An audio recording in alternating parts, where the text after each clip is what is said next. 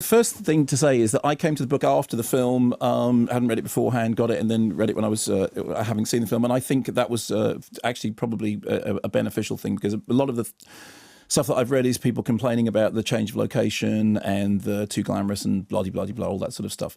Coming to it to see it as a film in and of its own right, I thought a number of things about it. First thing I thought was I loved the cinematography. I thought Charlotte Bruce Christensen had done a fantastic job of firstly differentiating between the because obviously, you know, because the book is the different voices, and what the film's trying to do is have a kind of unified voice, but actually the way in which the camera movements and the cinematography represent the different characters, I thought worked very well, particularly in the case of Emily Blunt's character and Rachel's character. The drunken camera, the up close in your face, focusing on the wrong part of the frame. It was so much of the camera work is about waking up, looking at the world from a swift angle with a banged head.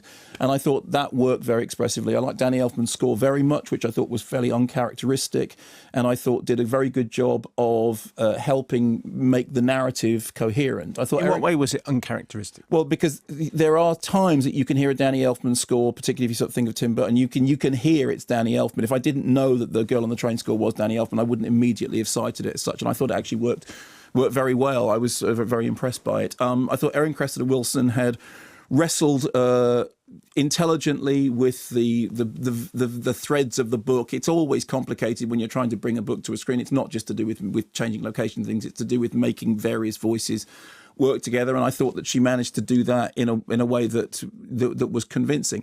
I think the thing with the film is that obviously, firstly, it will get compared to the book, and that's completely personal for everybody who's read the book and how they feel about the film adaptation. Secondly, it's being compared to Gone Girl, which is kind of unfair because it doesn't. I mean, firstly, in terms of the direction, Tate Taylor's direction, which is, the performances are solid, but there's nothing in the direction that is, it's not a David Fincher film, and certainly what Fincher did with Gillian, it is Gillian Flynn, isn't it, not Gillian Flynn, am I correct in that? That's right, Gillian yes. What Fincher did with Gillian Flynn's Gone Girl, which she adapted herself as far as the screenplay was concerned, was to bring that visual sensibility to it that really made it pop as a piece of cinema. I mean, there's not yet been a David Fincher film that didn't arrest you visually, that didn't, everything about it said, I am the master of this medium, even though it took me 50 takes on every single shot, including the one of somebody shutting the door. So you don't have that. What it's closer to tonally is Before I Go to Sleep. I think, did Nicole Kidman come on the programme to talk about Before I Go to Sleep, which was adapted from S.J. Watson's Yes, correct. novel. And again, that had a sort of lukewarm response from some critics. I thought it was kind of a fun potboiler, but certainly in terms of its unreliable central voice, amnesiac themes, themes of duplicity, I thought it worked rather well.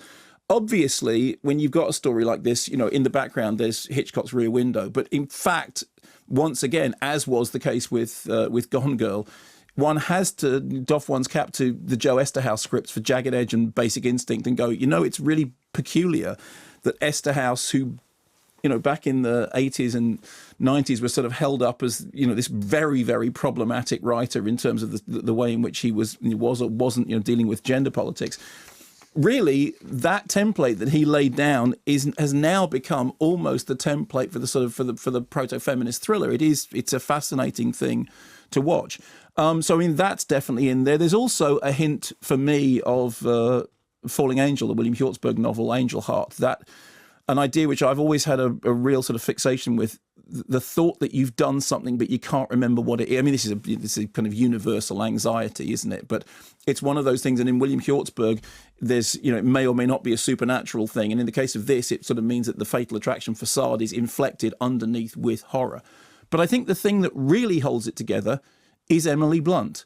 And I thought that her performance was terrific. I completely believed in her as the character that she was being. I mean, the character is a potboiler character, and there are certain things in the plot that require a suspension of disbelief and, an understanding that we're in a slightly extravagant world of show and tell in which it is possible for things to happen, coincidences and public displays and things that are the stuff of movies as opposed to it's not a Mike Leigh domestic drama.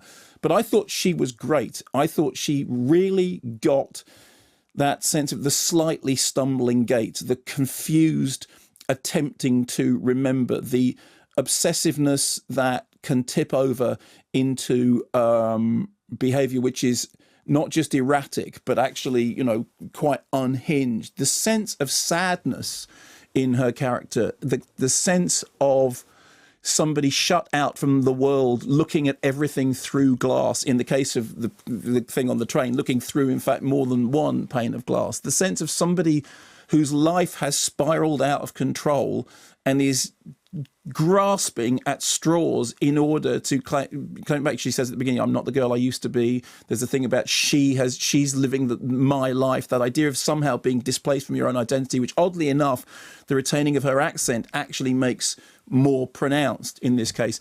I thought she did a really good job of holding all those things together. I think had it been somebody who was not quite as mercurial as she is, I mean, you look at her CV, I mean, it is extraordinary. When you look at, you know, Summer of Love and Edge of Tomorrow and Sicario and Devil Wears Prada and Poppins coming up, which you know, when I heard she was doing Poppins, it's like, okay, fine.